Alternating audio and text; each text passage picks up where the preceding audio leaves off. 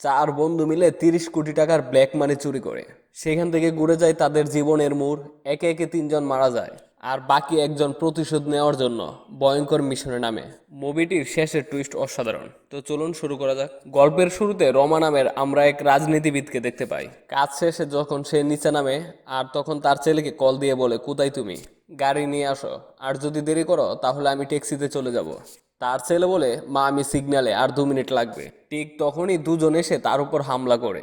রমা বন্দুক বের করে গুলি করতে চায়, ঠিক তখনই পিছন থেকে আরেকজন চাকু দিয়ে আঘাত করে আর তারা চলে যায়। রমা মাটিতে পড়ে যায়।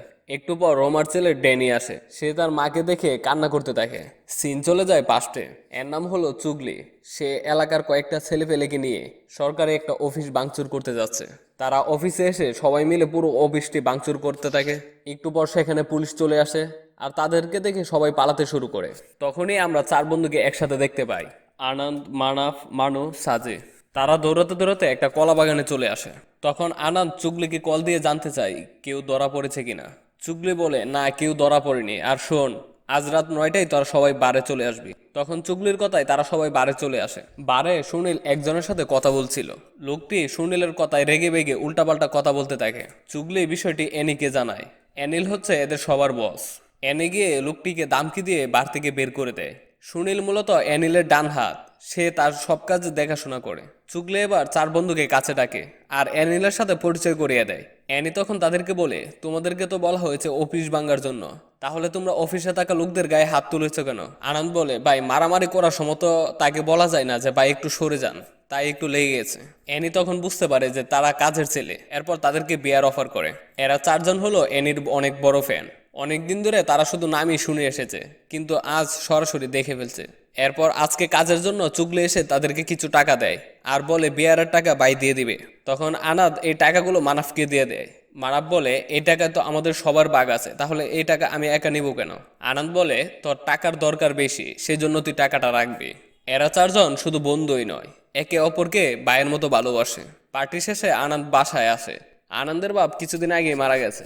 আনন্দের মা খেতে ডাকায় আনন্দ জানায় যে সে খাবে না।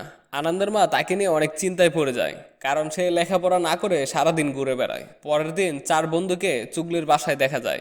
তারা সবাই মিলে সেখানে আড্ডা দেয়। রাতে এনি রোমার বাসায় আসে। এনি রোমার খুব কাছের লোক। রোমা যখন বাইরে আসে তখন এনি বলে যে, দিদি ডেকেছেন কেন?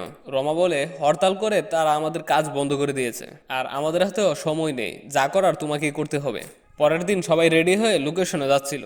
রাস্তায় চুগলি আনন্দকে দেখতে পায় আর গাড়ি থামিয়ে আনন্দকে বলে যে, তাড়াতাড়ি চল, একটা কাজ আছে। আনন্দ বলে, ভাই আপনি গাড়িতে যান, আমরা বাইক দিয়ে আসছি। এদিকে সাজে এক মেয়েকে লাইন মারছিল। এখানে মূলত রমা পাহাড় কেটে একটা ফ্যাক্টরি বানাতে চায়, তবে গ্রামের লোক পাহাড় কাটতে নারাজ, তাই তারা হরতাল ডেকেছে। একটু পর এনি সবাইকে নিয়ে এখানে চলে আসে আর হরতাল কমিটির সদীপের সাথে কথা বলে। এনি সদীপকে বলে, এই তোদের সমস্যা কি? এই পাহাড় কাটার জন্য আমাদের গভর্নমেন্টের পারমিশন আছে। এটা শুনে সদীপ বলে, ভাই গ্রামের লোকজন পাহাড় কাটতে বানা করছে। অ্যানি বলে, সন্ধ্যায় তোদের লোককে নিয়ে রোমা দিদির সাথে দেখা করবি, দিদি যা দিবে তা নিয়েই চলে আসবি। এরপর যেন তোদের এই পাহাড়ের আশেপাশে না দেখি। সুদীপ বলে, ভাই আপনি যান, আমি সবার সাথে কথা বলে ব্যাপারটা হ্যান্ডেল করছি।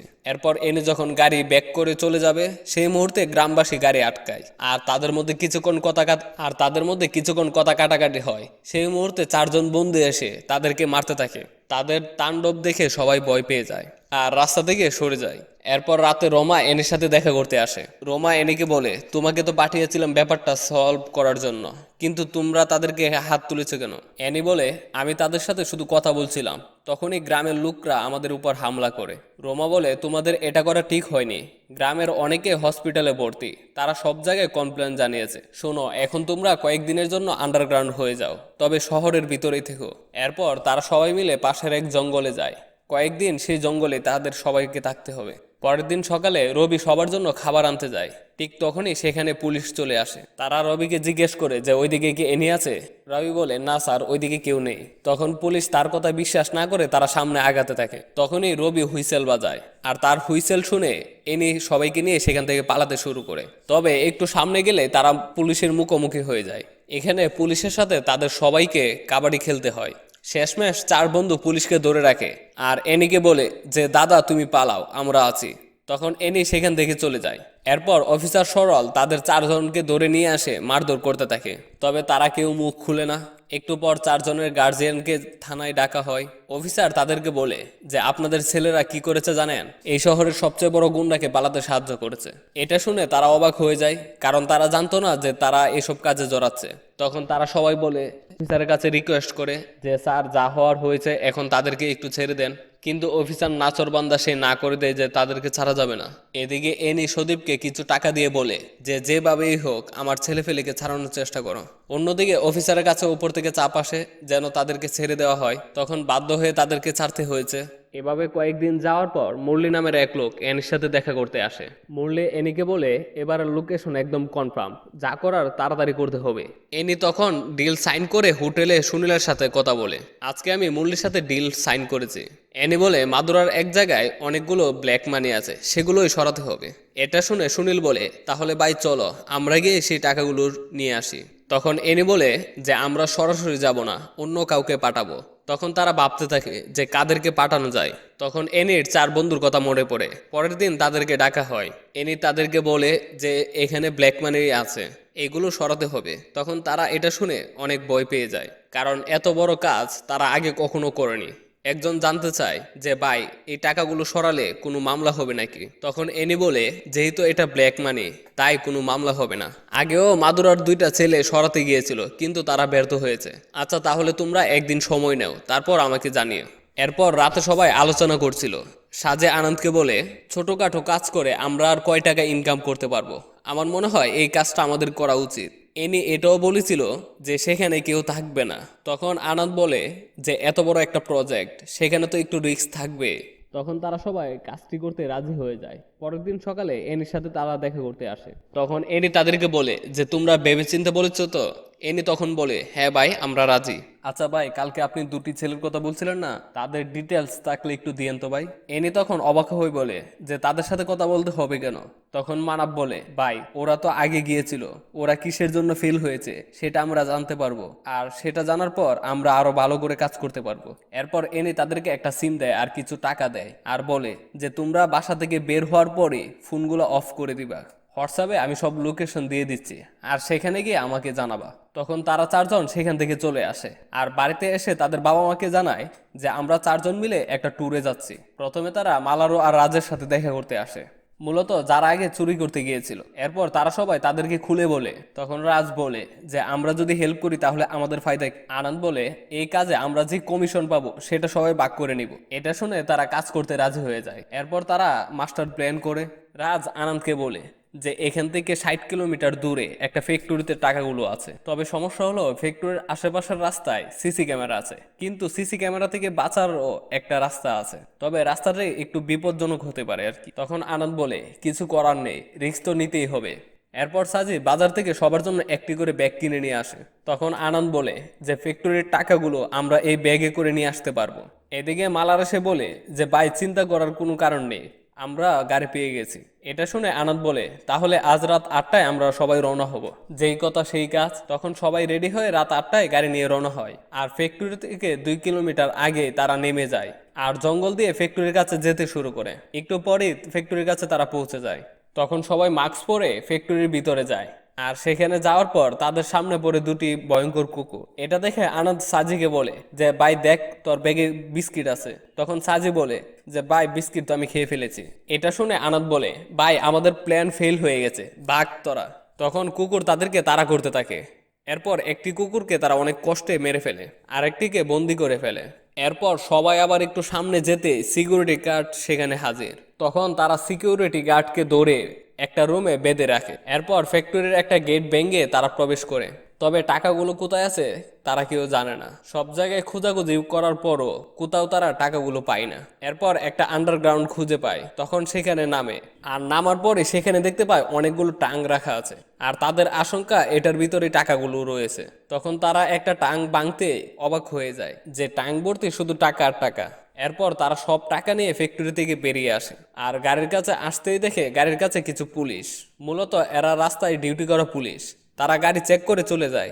এরপর তারা টাকাগুলো নিয়ে গাড়িতে বসে সেখান থেকে রওনা দেয়। কিছুক্ষণ যাওয়ার পর তারা এক একজন বলতে থাকে যে টাকাগুলো পেয়ে তারা কি করবে। তখনই একটা গাড়ি এসে পিছন থেকে তাদেরকে ধাক্কা দেয়। তারা বুঝতে পারছিল না এসব কি হচ্ছে আর এরাই বা কারা। গাড়ির মধ্যে কিছু সন্ত্রাসীরা ছিল, তারা এদের কাছ থেকে টাকাগুলো নিতে চায়। রাজ কোনো মতন ফাঁকি দিয়ে একটা জঙ্গলে চলে আসে। তখন গাড়ি থেকে নেমে আনাদ এনিকে সবকিছু বলে। এনি বলে, হোয়াটসঅ্যাপে তোমাদের লোকেশনটা দাও, আর যেখানে আছো সেখানেই থেকো। এদিকে সবাই আলোচনা করছিল। সাজে বলে যে আমি আমার জীবনে আর কোনোদিনও এরকম রিস্ক কাজ করব না। তখন মানব বলে ওঠে যে আমাদের আগে পাওনাটা হিসাব করার দরকার ছিল। তখন আনাদ বলে, আমরা আগে জানতাম না যে এখানে এত টাকা পাবো। সাজে বলে, দেখ দোষ, এখন তো জেনে গেছে, তাই আগে আমাদের কমিশনটা ফিক্স কর। যদি আমাদের সেই কমিশন না দেয় তাহলে আমরা তাদেরকে টাকা দিব না। পরের দিন সকালে ফ্যাক্টরির মালিক বিনোদ অফিসার সুরাজকে নিয়ে আসে। অফিসার গার্ডকে জিজ্ঞেস করে যে কাল রাতে কি হয়েছিল। গার্ড বলে যে কালকে কিছু পোলাপান আসছিল, আর এসে কি করেছে সেটা আমি জানি না। সুরাজ বলে, কর্মচারীকে দেওয়ার টাকা ওরা এখান থেকে নিয়ে চলে গেছে। এখানে কিন্তু অনেক টাকা ছিল, আপনি বুঝতে পারছেন? এটা শুনে গার্ড অবাক হয়ে যায়, কারণ সে জানতো না ফ্যাক্টরিতে এতগুলো টাকা ছিল।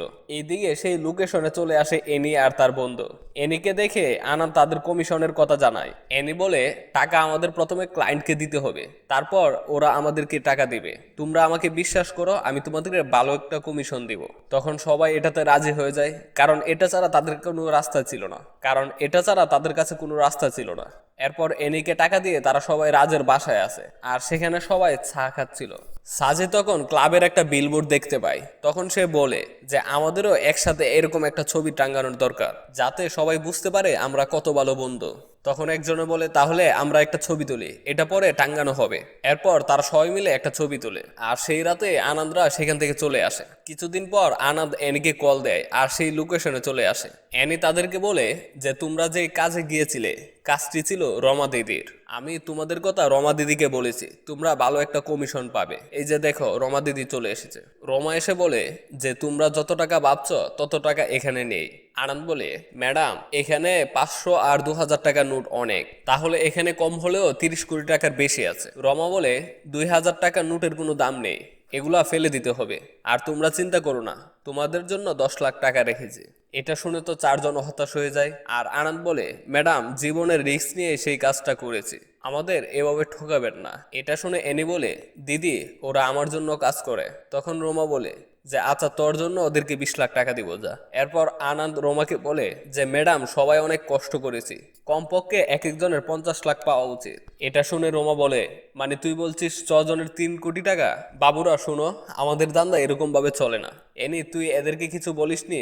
এনি তখন বলে যে দিদি ওরা অনেক কষ্ট করেছে, আপনি একটু দেখুন কি করা যায়। তখন রমা বলে, ঠিক আছে 25 লাখ টাকা দিচ্ছি, এর উপরে আমি 1 টাকাও দিতে পারবো না। কিন্তু তারা এই টাকাতেও রাজি হয় না। এটা দেখে রমার ছেলে এসে গালাগালি শুরু করে। এরপর ড্যানির সাথে তারা 4 জনের হাতাহাতি শুরু হয়ে যায়। ড্যানি তখন তাদেরকে ধরে ইচ্ছে মতন মারতে থাকে, কারণ তারা ছিল 4 জন আর ড্যানির অনেক ছেলে ফেলে ছিল, আর তারা মারার প্রস্তুতি নিয়ে এসেছিল, সেজন্য তাদের 4 জনকে ইচ্ছা মতনে খেলালো। তখন এটা দেখে এনে এসে তাদেরকে ধরে যে তোরা এখান থেকে চলে যা, টাকার বিষয় পরে আবার কথা বলবো। তারা 4 জন সেখান থেকে চলে আসে, আর এরা কোনোভাবে এটা মেনে নিতে পারছে না। সাজে তখন বলে যে এখন কি করতে হবে। আনন্দ তখন বলে, তুই বুঝিস না কি করতে হবে? এটা বলে তারা 4 জন লাঠি নিয়ে এনিকে খোঁজার জন্য বের হয়ে পড়ে। তারা ডেনিকে সব জায়গায় খুঁজে কিন্তু পায় না। রাস্তায় হঠাৎ ডেনিকে দেখতে পায়, তখন তারা ডেনির গাড়ি আটকায়, আর সেখানে তাদের একটা হাতাহাতি হয়ে যায়। কারণ আনন্দরা মারার প্রস্তুতি ছিল, আর তাদের কোনো মারার প্রস্তুতি ছিল না, সেই জন্য তাদের লোকও কম ছিল। তখন আনন্দরা ডেনিকে ইচ্ছে মতন পিটায় আর তার পা ভেঙে দেয় এবং সেখান থেকে চলে যায়। সিন চলে যায় হসপিটালে। এনি রোমাকে বলে যে দিদি এখন কি অবস্থা?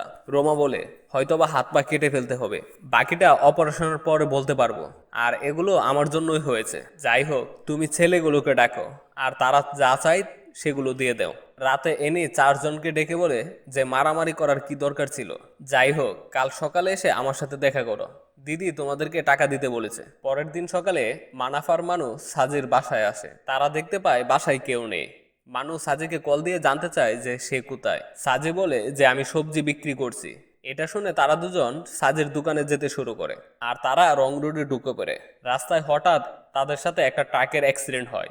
হসপিটালে আনা হলে ডাক্তার তাদেরকে মৃত ঘোষণা করে। আনন্দ সাজি বিষয়টা কোনোভাবে মেনে নিতে পারছে না। এই খবর পেয়ে মাদুরাই থেকে রাজ ও মালায়াম এসেছে। কিছুক্ষণ পর রাজ আনন্দকে বলে যে ভাই, আমি আর এখানে থাকতে চাই না, তোমরা মাদুরাই চলে আসো, সেখানে আমার অনেক পরিচিত আছে, ছোট মোটো কাজ করে আমরা সবাই একসাথেই থাকবো। তখন আনন্দ বলে টেনশন করিও না, আমি টাকা নিয়ে দ্রুত মাদুরাই চলে আসবো। এটা শুনে রাজ বলে আরে ভাই, আমি এখানে টাকার জন্য আসি নাই, আমি আসছি আমার বন্ধুর জন্য, তোরা যত দ্রুত পারিস মাদুরাই চলে আসিস। পরের দিন তারা এনির কাছে টাকা নিতে আসে। এনি বলে ব্যাগে 3 কোটি টাকা আছে, যারা মারা গেছে তাদের টাকা তাদের ফ্যামিলিতে দিয়ে দিবি, আর বাকিটা তোরা নিয়ে নিবি। আনন্দ বলে ভাই, আপনি চিন্তা করবেন না, আমরা আগে মাদুরাই গিয়ে ওদের দুজনের টাকা আগে দিব, তারপর বাসায় এসে এদের দুজনের টাকা দিয়ে দিব। এরপর তারা দুজন মাদুরাই যেতে শুরু করে। রাস্তায় হঠাৎ একটি গাড়ি এসে তাদেরকে ধাক্কা দিতে শুরু করে। তাদের গাড়িটি রাস্তায় ফেসে যায়। তারা গাড়ি থেকে নেমে দৌড়াতে শুরু করে, আর তাদের পিছনে কয়েকটা লোক দাউ নিয়ে তাড়া করছে। তখন সেখানে তারা সাজিকে মেরে ফেলে, আর আনাদ একটা জঙ্গলে লুকিয়ে পড়ে, সেই জন্য সে বেঁচে যায়। রাতে আনাদ চুগলির বাসায় আসে। চুগলি বলে সবাই বলছে তুই নাকি সাজিকে মেরে ফেলেছিস, তুই আমাকে বল আসল ঘটনা কি। আনাদ রাগ করে চুগলির গলায় ছুরি ধরে বলে যে ওরা আমার ভাই, ওদেরকে আমি মারতে যাব কেন, আর তুই প্রথম এই দান্দায় আমাদেরকে নিয়ে এসেছিস, যা হয়েছে সব তোর জন্য হয়েছে। তখন চুগলি বলে ভাই, তুই যদি আমাকে ছেড়ে দিস তাহলে আমি তোকে একটা কথা বলবো। আনাদ এসব করেছে এনি ও রমা দিদি, সবকিছু এরাই প্ল্যান করেছিল। ওরা প্ল্যান করে তোদের 3জনকে মেরে ফেলেছে। ওরা মার্ডারকে অ্যাক্সিডেন্ট বলেছে, তোদেরকে টাকা দেওয়ার কোনো ইচ্ছেই ছিল না ওদের। আমি তোকে বলছি ভাই, তুই শহর থেকে চলে যা, ওরা তোকে পেলে তোকেও মেরে ফেলবে। তখন আনন্দ তাকে বলে যে আমার কি করতে হবে সেটা আমি জানি, আমার জায়গায় যদি তারাও থাকতো তাহলে তারাও এই কাজটাই করতো। পরের দিন সকালে আনন্দ এনির কনস্ট্রাকশন সাইডে আসে। সে তখন এনিকে মারার চেষ্টা করে, কিন্তু কোনোভাবে পারে না, কারণ এনি অনেক বড় গ্যাংস্টার ছিল। এনি তখন আনন্দকে বলে তুই চলে যা এখান থেকে, কিন্তু আনন্দ সেখান থেকে যায় না। তারপর তাদের মধ্যে কিছুক্ষণ হাতাহাতি হয়, তবে শেষমেশ আনন্দ এনিকে মেরে ফেলে। একটু পর সুনীল আসে। সে এনিকে দেখতে না পেয়ে ডাকতে শুরু করে। তখন আনন্দ দৌড়ে এসে তাকে ছুরি ধরে বলে যে রমা দিদি কোথায় বল। সুনীল ভয় পেয়ে বলে যে রমা দিদি ব্যাঙ্গালোর আছে। এটা শুনে আনন্দ সুনীলের এক হাত কেটে ফেলে। অন্যদিকে রমাকে একজন কল দিয়ে বলছে যে তুই সাবধানে থাকিস, এনিকে কেউ একজন মেরে ফেলেছে, আর সুনীলেরও হাত কেটে ফেলেছে, তুই সাবধানে থাকিস। ওদের 4জনের মধ্যে একজন এখনো বাহিরে, হয়তোবা নেক্সট টার্গেট তুমি। এদিকে আনন্দ রাজের বাসায় এসেছে। রাজকে আনন্দ বলে যে আরেকজন বাকি আছে, আমাকে ব্যাঙ্গালোর যেতে হবে। এটা শুনে রাজ বলে যে আমরাও তোর সাথে যাব, কি করতে হবে শুধু তুই প্ল্যানটা বল আমাদেরকে। আনন্দ বলে না ভাই, তোমাদের যেতে হবে না, তোমরা এসবের ভিতরে জড়ায় না। রাজ বলে কি বলছিস এইসব, আমরা তোকে একা ছাড়বো না। তখন আনন্দ তাদেরকে বুঝিয়ে সে একাই বেঙ্গালুর যেতে শুরু করে। তবে রাজ ও মালায়াম তারা দুজন বিষয়টি মানতে পারছে না। পরের দিন রমার বাসায় বিনোদ ও সুরজ আসে। তারা টাকা চুরির জন্য মুরলিকে মেরে ফেলেছে, আর টাকাগুলো কিভাবে চুরি হয়েছে তারা সব জেনে গেছে। সুরজ রমাকে বলে যে ম্যাডাম অনেক হয়েছে, এখন বিষয়টা সেটেল করে দিন। অন্যদিকে আনন্দ সারাদিন রোমাকে বেঙ্গালুরুকে খুঁজে বেড়ায়, কিন্তু কোথাও তাকে দেখতে পায় না। রাতে একটা জিমে রোমাকে দেখতে পায়। সে বসে বসে রোমার জন্য অপেক্ষা করছিল সে কখন বের হবে। রোমা জিম থেকে বেরিয়ে গাড়িতে যখন উঠতে যাবে তখনই আনন্দ ছুরি নিয়ে তাকে মারতে আসে। হঠাৎ একটি গাড়ি এসে আনন্দকে ধাক্কা দেয়। রোমা এসব দাঁড়িয়ে দাঁড়িয়ে দেখছিল। তখন গাড়িটি আবার পিছনে এসে আনন্দকে আবার ধাক্কা দেয়। আনন্দ সেখানেই মারা যায়। আনন্দ এটা দেখতে পায় যে তার বন্ধুরা তাকে নিতে এসেছে। যে গাড়িটি আনন্দকে ধাক্কা দিয়েছিল সেই গাড়ির ভিতরে ছিল চুগলি। চুগলি কাঁদতে কাঁদতে বলে যে আমি তোকে বলেছিলাম যে দূরে কোথাও চলে যা। মানে রোমা চুগলিকে বাধ্য করেছে তাকে মারার জন্য। একটু পর রাজু মালাম দৌড়ে আনন্দের কাছে আসে। কয়েকদিন পর রাজু মালাম মুখ ডেকে রোমার কাছে আসে আর তাকে সেখানেই মেরে ফেলে, যা আমরা গল্পের প্রথমে দেখেছিলাম। মূলত তারা বন্ধুদের প্রতিশোধ নেওয়ার জন্য রোমাকে মেরে ফেলেছে। এরপর দেখা যায় রাজু মালাম স্মৃতি রাখার জন্য তাদের বন্ধুদের একটা বিলবোর্ড টাঙ্গাচ্ছে, যেখানে তাদের সবার একসাথে ছবি ছিল। আর এর সাথে সাথে গল্পটা এখানেই শেষ হয়ে যায়। আর একেই বলে বন্ধুত্ব। আপনাদের কাছে এরকম কোনো বন্ধু থাকলে কমেন্ট করে অবশ্যই জানাবেন। আসলে বন্ধু থাকাটা খুব প্রয়োজন। তো সেই পর্যন্ত ভালো থাকবেন, সুস্থ থাকবেন। Good bye.